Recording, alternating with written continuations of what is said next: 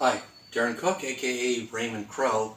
Tonight I'd like to talk about how do we come up with a routine, a presentation for the color changing knives. Here's what we don't want to do. I have a white knife and a black knife. I put the white knife in my left hand. I put the black knife in my left hand. I turn my hand over. If I take out the white knife and I have it in my right hand, what color is the knife in my left hand? Well, that's horrible. And then you wonder, well, why are people heckling me? Here's my theory is that people are going to entertain themselves. If I am not entertaining, somebody's going to say something to try to make it entertaining. Now, maybe he's going to take a laugh at my expense. Maybe he's just going to try to help me out. Like, hey, why don't you just use a gun? Or don't you have another knife? Or, people are going to try to come up with something to, and maybe they won't even heckle you or say anything. They might just start talking among themselves or get onto the phone. So I think it's important that in my mentor is Great Scott, aka also Scott Gwynn, and he taught me a key is having a presentation. So how do we come up with a presentation? So let's start tonight with the Jim Sisti, and I'll provide a link to his routine on library.com. I believe it's Grandpa's fruit knives. Jim Sisti liked the color changing knives. He found a routine in Michael Skinner's color changing knives routine, but he doesn't have a presentation. In other words, what is this about? And he's done, okay, I have a black knife here and a white knife there. I take the white knife and put it in my left pocket, and so he's thinking, how do I, put a story behind this, something that makes it engaging.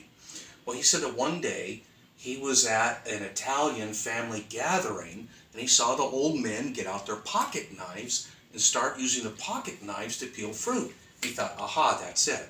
So Jim Sisti obviously is Italian, and he had a story based on his own hair. It was true to life, and so he used that as a presentation. So let me say one way you can come up with a presentation that fits you is just brainstorm. When have I used a knife? What's a knife story? So I just thinking back in my life, when I was a kid, my grandpa used to use a pocket knife to clean his fingernails. As a kid, I always thought that was dangerous. I was afraid he was going to, I always used to watch that. I was afraid he was going to cut himself because he just get out that. So could I use that so here's what I suggest. Whenever you brainstorm, you just say, again, the idea is to come up with all the ideas you can, and importantly, turn off the censor. So in other words, if I say, suppose I want to do a Swiss Army knife, and again, if you have the David Regal color-changing knife set, we've got a knife here that could pass as a Swiss Army, so I could do a Swiss Army. So I start brainstorming. Okay, what are possible blades I could use on a Swiss Army knife? Saw, tweezers, a drill, corkscrew, hair curler, and I go, oh wait, hold on, that's stupid. What am I? No, you have to turn off the censor. If you think, well, okay, no, that's a dumb idea, or oh wait, no, that was, what am I doing? I can't think it. You have to turn off the censor and just put down ideas, smart, dumb, good, bad. Write down everything, and you say, okay, what can I use a knife for? I could use a knife to cut off threads, clean my fingernails, trim my hair, dig out bullets. You go, oh wait, that's dumb. But that could be your line. When I was in California, I always carried a knife. I never stabbed anybody with it. I just used to dig out bullets when I got shot. I mean, okay, maybe, but again, turn off the censor. Just come up with ideas, everything you can think of. So, number one, do an inventory of your experience. When have I used a knife? When have I seen a knife in a movie? I had one, my uncle Jimmy used to carry a knife. I always carried a knife with him for self-defense. And so one night he's at a restaurant with his wife, and she got offended by the waiter. She tells Jimmy, hey, Jimmy, don't slug him. Why don't you just punch him? Jimmy says, no, I'm not carrying. I mean, he didn't have his knife with him. And his wife Susie goes, "Oh, what's that have to do with it? You don't have to carry anything. Just hit him." Okay, so maybe I can use the story, maybe I can't. But again, just jot these ideas down. Another idea, and this was Bill Cosby. Bill Cosby's advice to starting comics. Bill Cosby said, use my stuff. Use my jokes, use my stories word for word. Now Bill Cosby knew that nobody was going to be as good as he was doing his stuff, but he just said use that as a start. So you could, as a start, use Jim Sisty's routine or Pop Hayden's routine.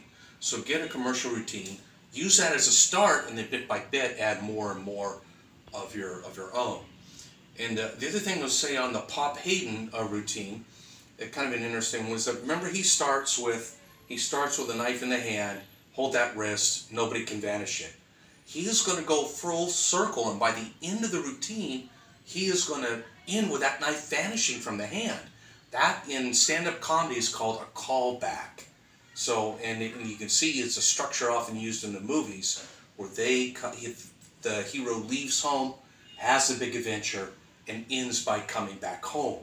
So that's another way you could structure a knife routine, is to return to some kind of a, to return to where you started, or to keep continually calling back, like the knife that continually vanishes, or the knife that keeps changing color. So that's another option. So the other thing I should mention is that Pop Hayden's routine fits a character. His character, notice it's an intricate web of distraction. And if you follow him, he has kind of these highfalutin, pseudo-scientific, and he does it tongue-in-cheek. This silver coin, if I just use copper ions and create an electrified miasma, I could turn that into a copper coin. Now, that's kind of hokum. He knows it's hokum, and he's doing it with a smile, and then that silver coin turns copper. So when he does the intricate web of distraction, it fits his character. That's another thing you can think about as your character. Last thing, going to my routine when I have on library.com, I came up with California gang knives, and the idea is, what if you had a gang member has a knife and he can change colors on the knife? So the police are looking for somebody with a white knife, he makes it black. Police are looking for somebody with a black knife, he makes it white. And in the meantime, I've collected, in the book, whether you do my routine or not, I've just collected a bunch of lines having to do with knives, having to do with, like a classic one. The school I taught at was so tough that the school newspaper had its own obituary column. That's not my joke, but you could use that in I carried a knife, or everybody had knives because it was such a tough school or a tough city or whatnot. So that's another thing you could do. If you know you have a routine you're coming up with, try to collect lines, and you'll find that as you perform, often spectators will chip in lines. So just to recap basically, I urge you to look at Jim Sisty's. Do an inventory on your experience. What's your experience with knives? Think of every story, every anecdote. Brainstorm. What are possible knife attachments, blade attachments for a Swiss Army knife? Possible uses for a knife. Look at other routines. Copy those. Gradually change those as you can. Try to come up with if you have a character, find a routine or adapt a routine to fit your character. And the last one would be keep a notebook. Collect lines, collect moves, so that you can always add those. And the final thing I'll say is that often I think magicians have this feeling that somebody like Pop Hayden or Jim Sisty just sat down one day, took 15 minutes and said, okay, okay, there it is. There's my knife. A color-changing knife routine. And the reality is that, and Jim Sisty says in his manuscript, for a long time he didn't know so you may have to find that you have to work at it for a long time. It may not come to you, and you shouldn't be frustrated or quit just because in 15 minutes you can't come up with that color. So start with something, work on it, build on it, let spectators contribute things to you, gather bits and pieces, and then eventually as you work and polish that, you'll have a color changing knife routine that you can use. All right, thanks.